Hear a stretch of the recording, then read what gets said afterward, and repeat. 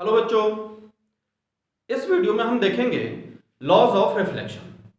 ठीक है, रिफ्लेक्शन का क्या नियम होता है। लास्ट वीडियो में हमने आपको बताया रिफ्लेक्शन क्या होता है। जिसने नहीं देखा है, मैं कह रहा हूं कि आप सारे जिस बच्चों ने नहीं देखा वो जाकर के सारी पुरानी वीडियोस आप लोग देख लीजिए। देखो, एक सरफेस हमने यहां पे मान लिया, कोई एक सरफेस है। सरफेस का ये पोर्शन हमने कलर्ड कर दिया। इस सरफेस पे कोई एक लाइट इंसिडेंट होती है और ये रिफ्लेक्ट हो गई। ये क्या होता है बच्चों? इंसिडेंट लाइट, ये वाली इंसिडेंट रे, और ये रिफ्लेक्टेड रे। इसके 90 डिग्री पे एक हमने लाइन ड्रॉ कर दिया। इस लाइन को क्या बोला जाता है? नॉर्मल। नॉर्मल। और ये लाइन हमारे इस सरफेस के साथ 90 डिग्री के एंगल बनाता है। ये 90 के साथ 90 डिग्री का एंगल बनाता है। ठीक है, ये जो एंगल बनता है नॉर्मल और रिफ्लेक्शन इंसिडेंट रे के बीच, इसे क्या बोलते हैं? Angle of incidence. और इस एंगल को क्या बोलते हैं? Angle of reflection. ठीक, अब देखते हैं बच्चों, रिफ्लेक्शन के दो नियम दिए गए हैं। फर्स्ट लॉ में क्या है? First law of reflection.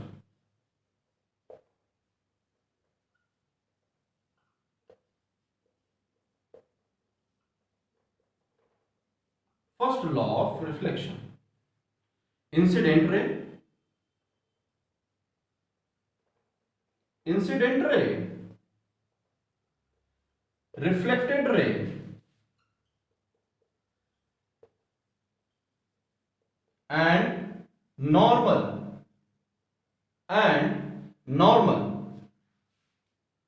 all must lie in the same plane।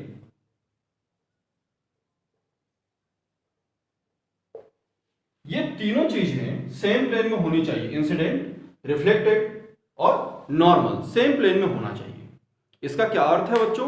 देखो, मान लो कि मेरा हाथ क्या है? एक सरफेस है। ये मार्कर क्या है? इंसिडेंट लाइट है। इंसिडेंट लाइट आई और रिफ्लेक्ट होकर के ऐसे बाउंस बैक हो गई, और मेरे हाथ के परपेंडिकुलर एक लाइन को आप इमेजिन कर लो। ये क्या हो गया? नॉर्मल हो गया। इस तीनों के अलोंग एक हम सरफेस को ड्रॉ कर सकते हैं। इसी चीज को हमने बताया क्या? एक सेम प्लेन में होता है। ठीक है, ऐसा कभी नहीं होता कि जैसे आया और ऐसे बाउंस बैक हो गई, नहीं होता। ठीक है, ये हम इस चीज को हमने हमारे फर्स्ट लॉ में बताया गया। ठीक है बच्चों, अब देखते हैं सेकेंड लॉ ऑफ रिफ्लेक्शन।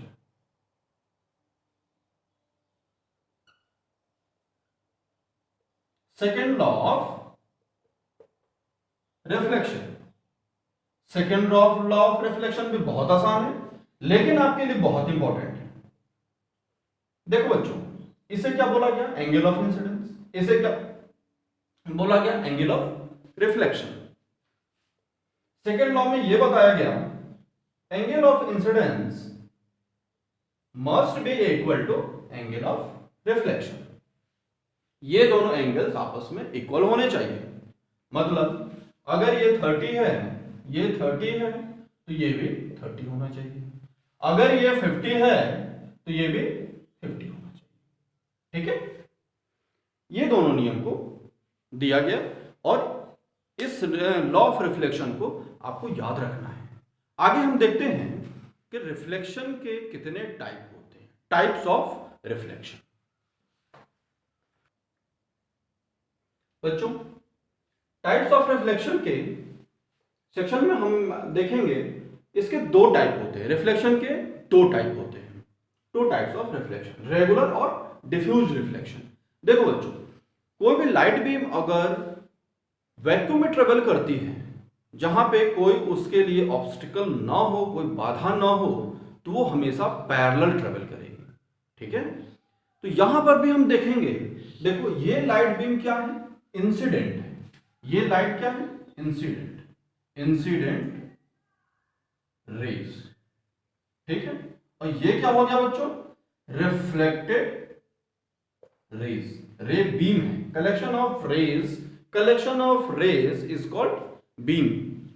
ठीक है, ये क्या हो गया इंसिडेंट रे, ये क्या हो गया रिफ्लेक्टेड रे। अब देखो इसमें क्या है, पैरेलल आई और रिफ्लेक्शन के बाद पैरेलल चली गई। ये हमारा सरफेस है, सरफेस से रिफ्लेक्ट होती है और पैरेलल चली गई। इस तरह के रिफ्लेक्शन को क्या बोलेंगे बच्चों, रेगुलर रिफ्लेक्शन, रेगुलर रिफ्लेक्शन। ठीक है, तो इसको हम क्या लिखेंगे, parallel beam of light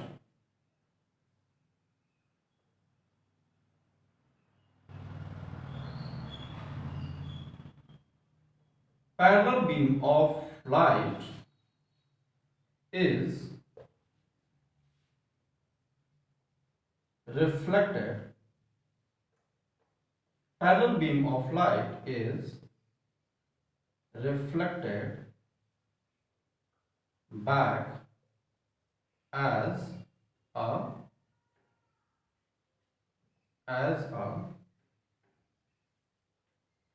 parallel beam of light,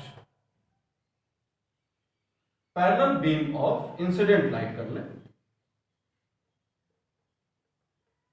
parallel beam of incident light is reflected back as a parallel beam of light. ठीक, ये क्या हो गया, reflected light.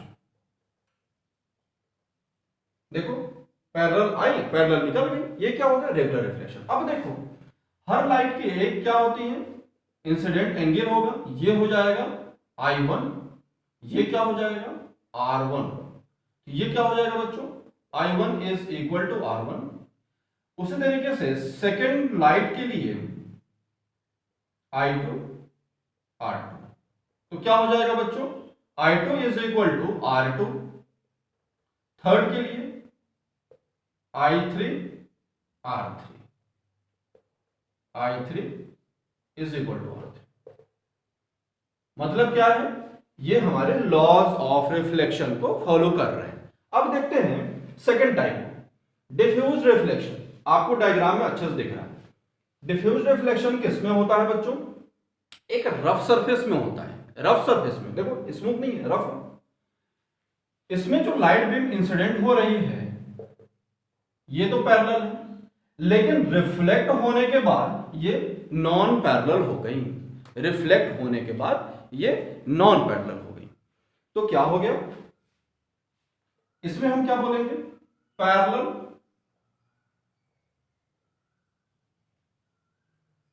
Beam of incident ray is reflected back as a non-parallel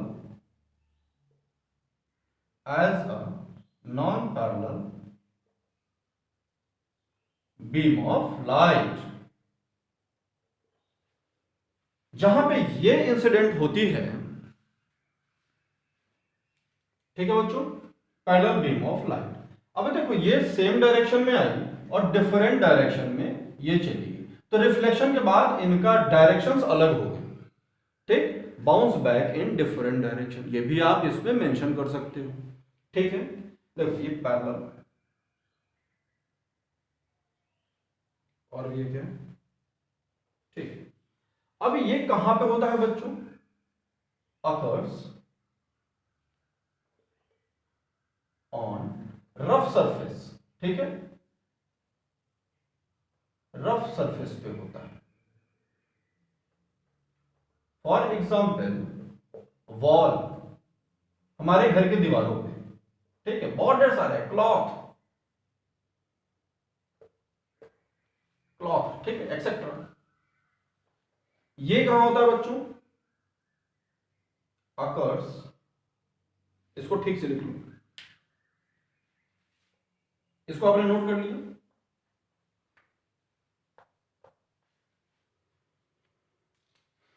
occurs on smooth surface,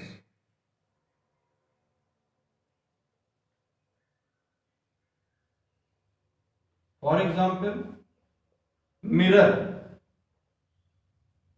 ठीक है, mirror में जो image बनती है उसके जो रिफ्लेक्शन होता है वो कैसा होता है बच्चों, रेगुलर रिफ्लेक्शन। ठीक, इस वीडियो में इतना ही। नेक्स्ट वीडियो में हम देखेंगे मिरर इमेज कैसे बनती है और उसका ऑब्जेक्ट वगैरह के बारे में सब डिटेल में समझेंगे। तब तक के लिए आपसे आप इस वीडियो में इतना ही। बाय।